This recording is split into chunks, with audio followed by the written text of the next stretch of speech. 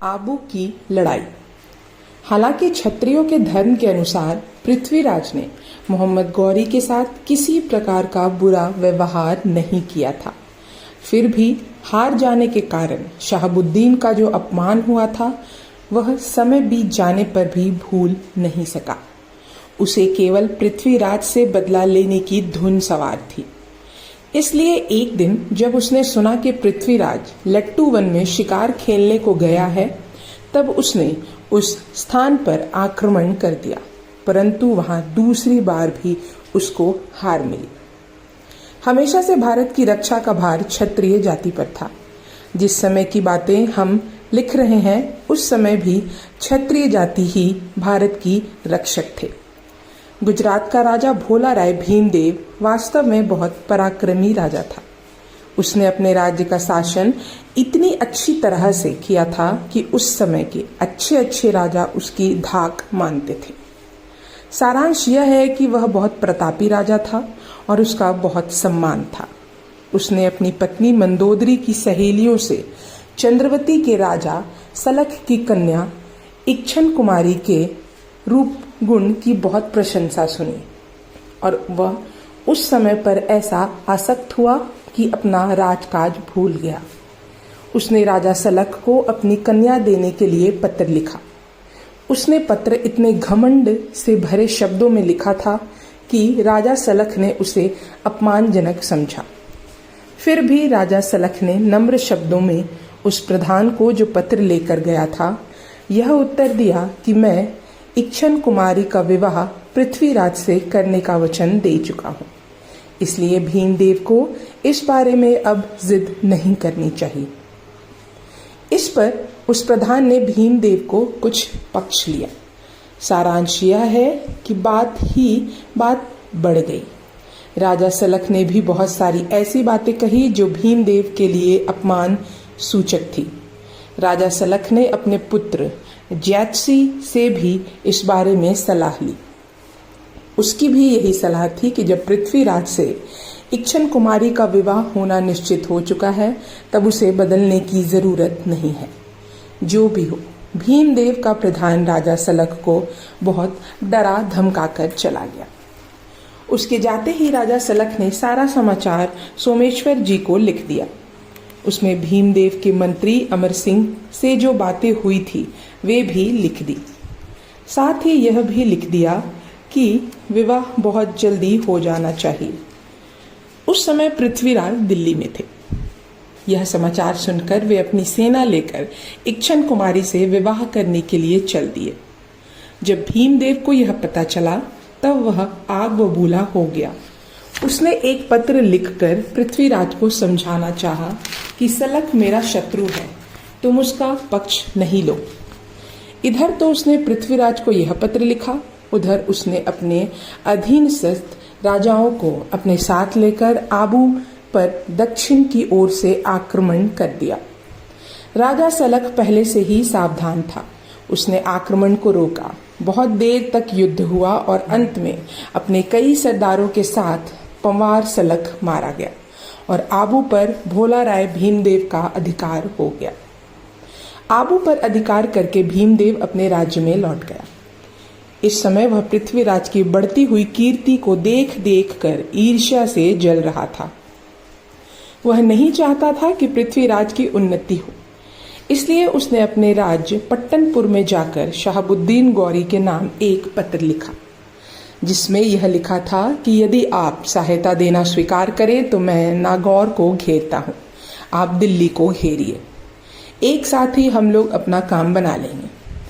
उस पत्र में उसने धन संपत्ति की ओर से अपनी अनिच्छा दिखाते हुए एकमात्र इक्षन कुमारी के लिए ही यह युद्ध करना लिखा था। उसका मकवान नामक एक सरदार पत्र लेकर मोहम्मद गौरी के पास गया था। मकवान ने गजनी जाकर मोहम्मद गौरी से मुलाकात की, परंतु पृथ्वीराज से हार जाने के कारण मोहम्मद गौरी का मिजाज ही बदल गया था। वह ना जाने क्या सोचकर उस समय भीमदेव को ही खराब बातें कहने लगा। अंत में उसने यहाँ तक कह दिया कि मैं खुद पृथ्वीराज से बदला लूंगा, मुझे किसी की सहायता की जरूरत नहीं है। मैं काफिर भीमदेव को भी देखूंगा कि वह कितनी ताकत रखता है। मकवान ने भी भीमदेव की बहुत प्रशंसा की। बातों ही बातों में बात बढ़ गई और अंत में मकवान भी वहीं मारा गया। जब यह समाचार भीमदेव के पास पहुंचा तब उसके पश्चाताप की सीमा नहीं रही। जिस लोभ के वश में होकर उसने यह अन्याय किया था वह इच्छा भी पूरी नहीं हुई। अपमान हुआ और उसका प्रिय सरदार भी मारा गया। इस प्रकार अपने पाप का प्रायश्चित भोग कर खिसियाई बिल्ली के समान वह गजनी पर ही आक्रमण करने की तैयारियां करने लगा। परंतु जैसे ही वह चलने के लिए तैयार हुआ वैसे ही किले में बहुत भयानक आग लग गई और इसे अपशकुन समझकर वह अपनी हार के डर से चुपचाप बैठ गया। उस समय पृथ्वीराज नागौर में थे। उन्होंने भी ये समाचार सुना और यह भी सुना कि मोहम्मद गौरी जल्दी ही इसलिए आक्रमण करना चाहता है।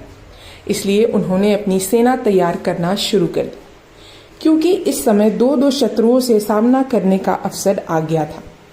इस समय पृथ्वीराज के पास केवल 8,000 सैनिक थे। उन्होंने अपना नाना को लिखकर दिल्ली से 4,000 सैनिक और भी बुलवा लिए और इस तरह 12,000 सैनिकों को युद्ध के लिए तैयार करके वह चुपचाप बैठकर शत्रु का इंतजार करने लगा। धीरे धीरे वह समय आ पहुंचा जब शहाबुद्दीन अपनी सेना के साथ फिर सारुंडी आ पहुंचा। पृथ्वीराज अपने सारे सामंतों के साथ इकट्ठे बैठकर इस बात पर विचार करने लगे कि इन दोनों शत्रुओं का किस प्रकार सामना करना चाहिए। चामुंडराय, जैतराव, देवराय, बगरी आदि सरदारों ने युद्ध के बारे में अपनी अपनी राय प्रकट की। उसी समय लोहाना अजानुबाहु भी अपनी 5,000 सेना के साथ वहां आ पहुंचा। पृथ्वीराज ने अपने सेना के 2 भाग कर एक भाग को सेनापति चामुंडराय तथा कैमस को नियुक्त किया और दूसरे भाग का सेनापति वह खुद बन गया। इस तरह दोनों शत्रुओं का रास्ता रोकने के लिए सेना तैयार हो गई।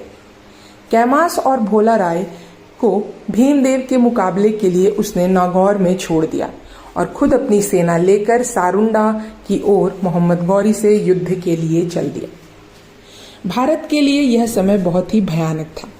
विदेशी शत्रु आक्रमण करके इस देश को लूटने की ताक में बैठे रहते थे और इस देश की रक्षक क्षत्रिय जाति अपनी विलास वासना पूरी करने के चक्कर में आपस में ही लड़ रही थी। हालांकि भोला राय भीमदेव पृथ्वीराज से युद्ध के लिए तैयार हो रहा था, फिर भी उसके बहुत सारे सरदारों की यह सलाह थी कि पृथ्वीराज से संधि कर ली जाए तथा राजा सलक से भी युद्ध करने की कोई जरूरत नहीं है। परंतु भोला राय भीमदेव ने अपने मंत्रियों की सलाह पर इस समय बिल्कुल ही ध्यान नहीं दिया और युद्ध के लिए आज्ञा दे दी।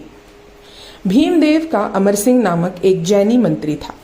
रासों में लिखा है कि वह बहुत बड़ा तांत्रिक था।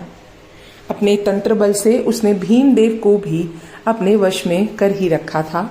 साथ ही साथ इस बार के युद्ध में वह कैमस को भी अपने वश में करना चाहता था। अमर सिंह की चाल उस समय काम कर गई।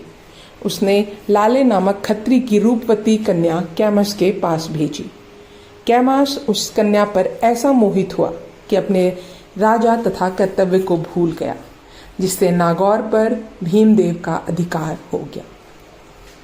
जब यह समाचार दिल्ली पहुंचा तब कन्हा, चामुंडराय, चंदपुडीर आदि नागौर गए। इनके बहुत समझाने पर कैमास की मोह निद्रा टूटी।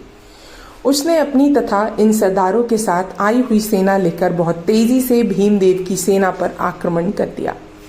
भीमदेव की सेना हार गई। बरदाई मत के अनुसार यह युद्ध आनंद विक्रम संवत 1144 के अष्टमी को आधी रात के समय हुआ। इसमें दोनों ओर के 16,000 सैनिक मारे गए। 13,000 भीमदेव के और 3,000 कैमास की ओर से। आबू पर पृथ्वीराज का अधिकार हो गया और जैक्सी प्रमाद को वहां का सरदार नियुक्त किया गया। यह भाग यही समाप्त होता है। अब हम अगले भाग में जानेंगे फिर दोबारा युद्ध के बारे में। तब तक के लिए धन्यवाद।